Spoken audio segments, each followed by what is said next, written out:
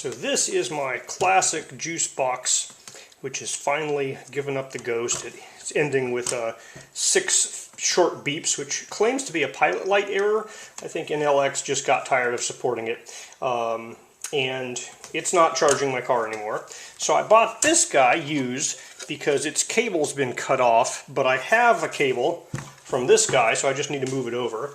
This guy did come with a power cable, but it's like a foot long, and where I have this mounted, I need my longer power cable. So I'm going to move both cables from the old guy to the new guy, and hope that works out for me.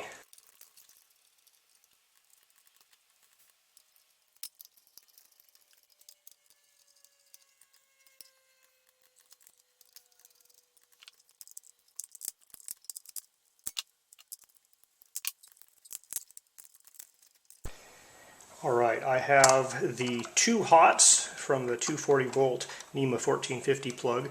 This is the ground from the NEMA plug, and I also got the ground from the J1772 cable off at that point.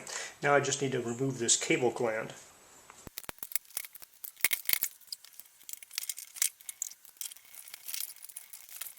Alright, I don't have a wrench big enough for this cable gland nut, so I had to bring the whole box out to the vise. Let's see if I can get enough.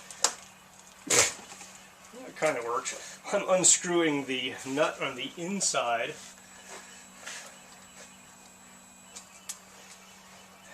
Well, I guess if I unscrew the nut on the inside, at least I can get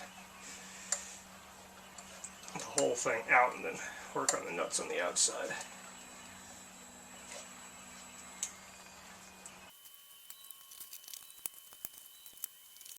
Alright, so by selectively placing one of my already abused screwdrivers like this and prying while I turn it back, I'm able to keep the nut from turning when I turn it back, and then when I stick the screwdriver in and brace it, I can use this thing to turn the nut as I go forward. So I'm itching 1/8 of a turn each time here, for the most part. Sometimes I have to stick it back in the back side of this nut, and sometimes it just goes back with me.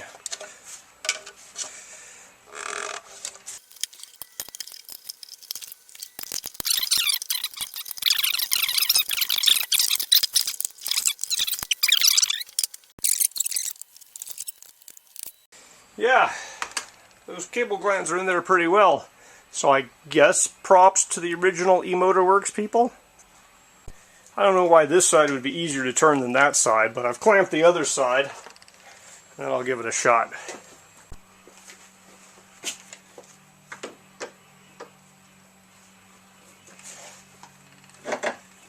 Aha! Okay, now it's easy.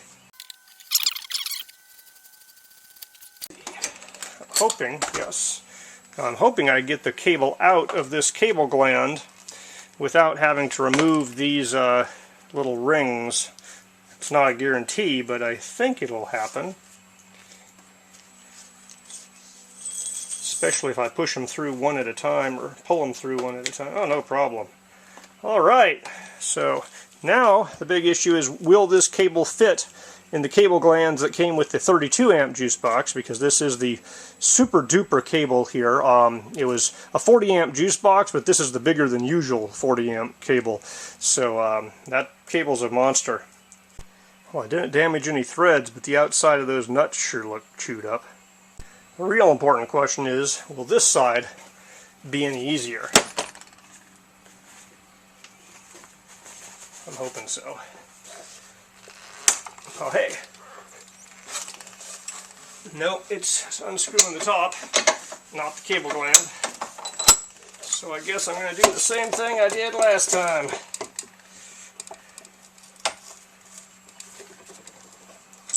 Although it's actually unscrewing pretty nicely there. I can get that nut to turn. Alright, without this other cable here, it's a lot easier to get this guy in place and hold this guy to keep it from going backwards.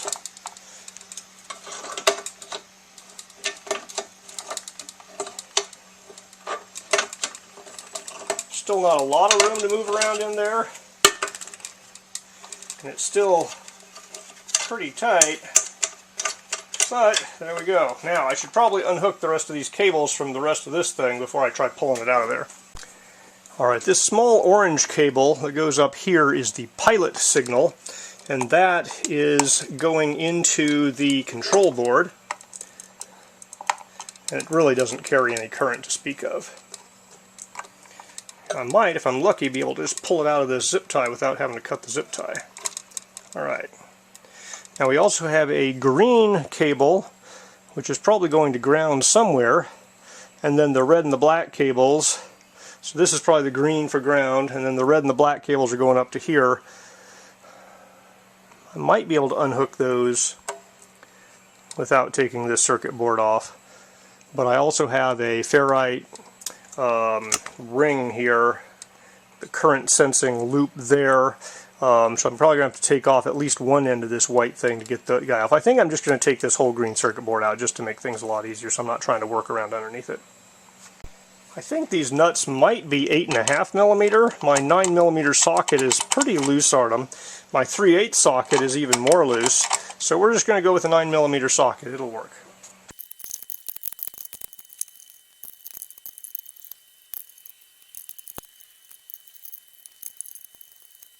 Alright, I've never actually flipped this guy over before, so this is where the Meanwell power supply, it's a universal 100 to 240 volt AC power supply, 50-60 amps, or sorry, 50-60 hertz. It outputs 12 volts at 1.8 amps, so that'll drive off of anything and just power the electronics. And then this guy here is probably the control microcontroller. I don't know, maybe it's a little mini Arduino board or something. So the ground cable I already disconnected earlier. It just looped around there, and the red is connected here and the black is connected over there. So I probably could have done this without taking the circuit board off, but I think having the extra room just helps. Alright, there's two current transformers here. There's one around the red wire alone, and one that has the red, the black, and this little loop coming from the circuit board going through it. And these connectors here are kind of bent there. It might be possible to get this through that current transformer, but I'm not certain I'll be able to do that without cutting this wire and cutting this connector off. I mean, I can crimp different terminals on myself, but it looks very much like these were crimped after they were put through those current transformers. These aren't like the snap-on types. These are this, just you got a hole and that's the size. And especially this red one here, that's basically just the wire size. So I'm definitely going to have to clamp and just chop these wires off to get them through the circuit transformers. So I said this was a monster wire. That's not all insulation. There is pretty serious copper inside of that thing. Alright, well, if anybody needs a non-working Juicebox Pro box here with a somewhat non-working circuit board, I think the relay works, for parts, I'm going to put those cable glands back on the bottom, and I will have one available. So if anybody's wondering what these things are, this little nut, the thin nut, is labeled M32 by, I believe, 1.5 on that nut there. Alright, I'm hoping this one will be as easy to loosen up as the last one. Oh, heck. No problem. That was easier even. Should have started with this one, I guess.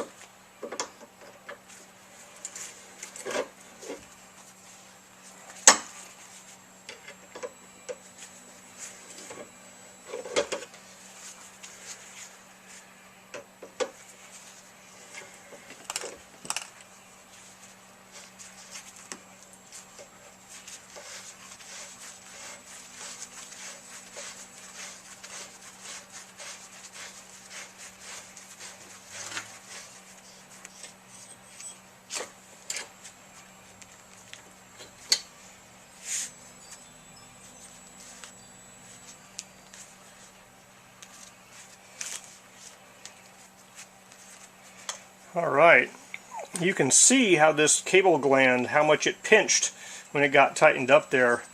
So that cable gland was doing a good connection at least. Alright, this juice box is a Pro 32, has the antenna on the top.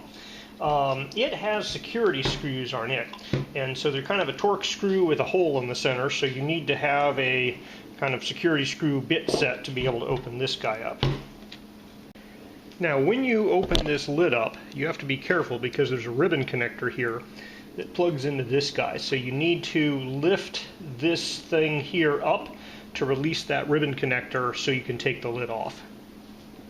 Now the person who shipped me this took off the power cable for shipping purposes. It's only 3 connectors. The ground goes to this ground post, and then the 2 hot wires go to these 2 posts on one side of the relay. And you can see that the 2 hot wires from the car charging wire went to the other side of those 2 posts. This here is the pilot signal light that goes in there. And they also cut this off. They didn't provide that, but I have my own wires. So I'm going to be putting my wires into this. So we have here the red wire that goes through this current transformer, and then the black wire here. And then the ground wire goes to this post, which hooks up to the case, and will also hook to the ground wire coming in. And this circuit board gets its power from this little circuit board down here, so it's tapping power off of that to go into here with some of these small wires. So there were no fair rules on these guys. They were just, you know, the bare wires clamped underneath the screws. I might do the same thing. Now there's a second current transformer, and both the red and the black wire go through this current transformer. So when I'm replacing these wires out to the J1772 plug that hooks into your car, I need to make sure I get both wires into the small current transformer and only the red wire into the large current transformer here. This cable was just cut off at the cable gland. I need to save the orange wire and splice in my orange wire from that plug over there. All of these other wires I'm going to just disconnect and use the wires from that plug over there. I'm going to have to strip the ends of the red and the black wires, and this guy comes with a nice little ring terminal on it that hopefully will be the right size. So you just need a flathead screwdriver to release these screws, to release those wires.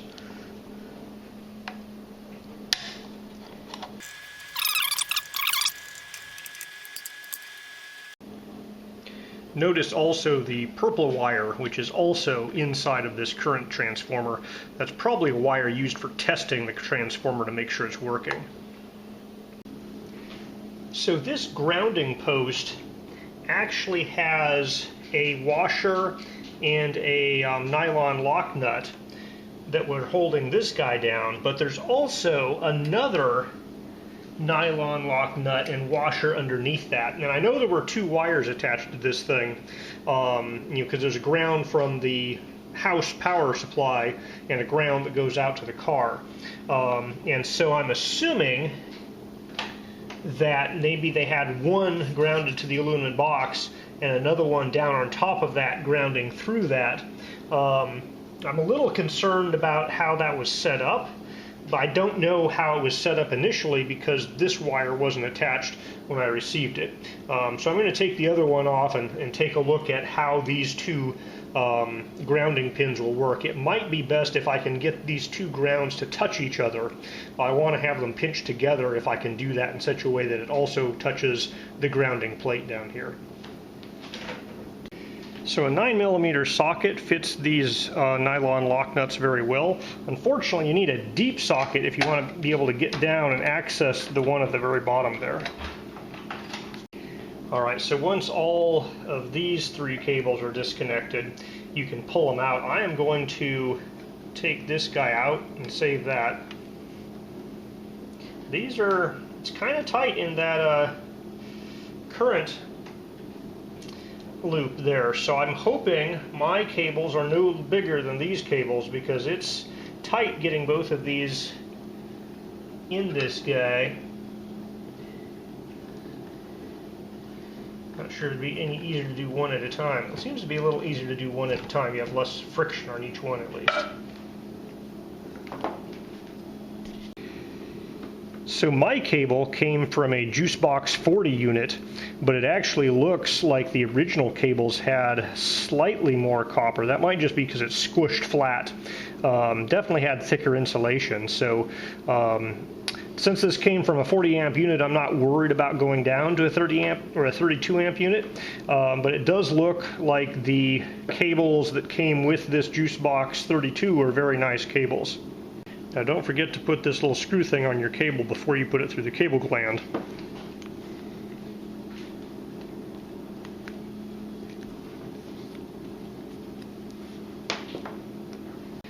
So I'm going to be using the fact that this is in the cable gland and tightened down to hold my cable in place so it doesn't pull things around and move this guy while I'm working on it. I'll tighten this up with a wrench a little more, but that's tight enough to hold the cable in place. Now, because these are AC wires, I don't know that the orientation of these current transformers really matters, but I was careful to follow the orientation I found them in. And so basically coming up from the wire going through here, you have a green dot, and the green dot's kind of pointing towards this post down here. So on that guy there also, it's flipped opposite because the cable makes a turn, but the cable's coming in the bottom and exiting where the green dot is. And the green dot's also where these wires come out the top. And so that guy is pointing, the green dot is pointing towards this post here. And I basically just trimmed these wires to about the same length as these wires.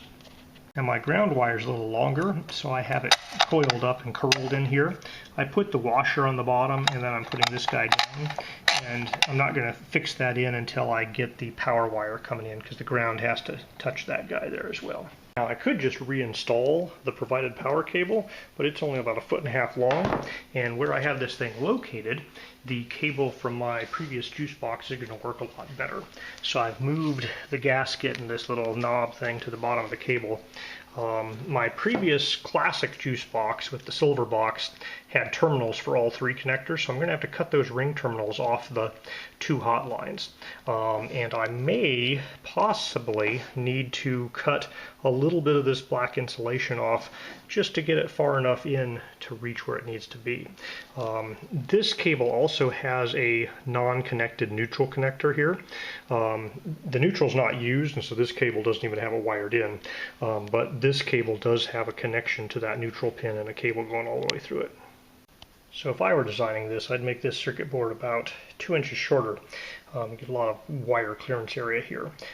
Because it's not designed the way I would like it to be designed, and I'm going to need about 1.5 inches, 2 extra inches there, and 3 extra inches on this guy, I'm going to have to cut about 3 inches of the black insulation off this cable just to get the base of the cable up to here where these cables can split off and avoid that circuit board.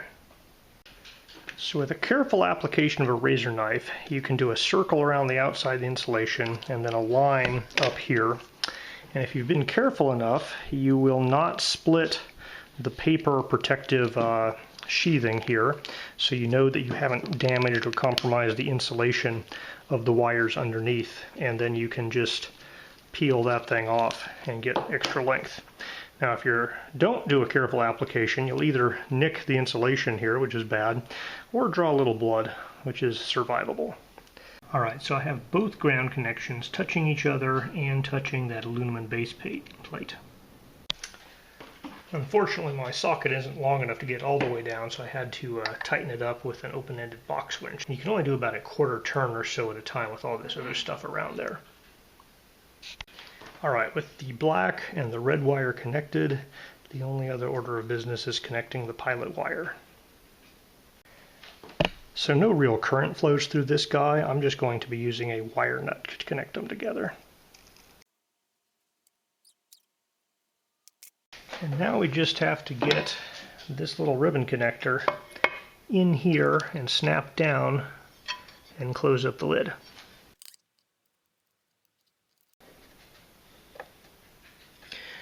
Alright, so I pushed it in, then you push the white thing around, and then without pulling on it, you line everything up and close it down. Alright, it's taken 2 months of software issues that Enel X-way needed to solve to get this thing to charge my Leaf. I have the cables hooked up and so forth, and it is now charging my Leaf. So when I first plugged this in, I got it online, but it wouldn't show up in the app and it would flash and not charge. However, I emailed them, I think, January 31st, and there was a whole bunch of back and forth, and it took until March 25th, so almost 2 months for them to migrate this old box onto the Enel X-way app and get everything working for me. But now it's showing up in the app. I can see the charging, I can set charging limits, and it'll charge. So I don't know why it wasn't charging when it wasn't even connected to their network. Hopefully you'd expect the fallback of no network connectivity would charge anyways, but all I was getting was a flashing light and it wouldn't charge. But once they migrated it and hooked it up to the network correctly, which only took 2 months, it is now working and charging.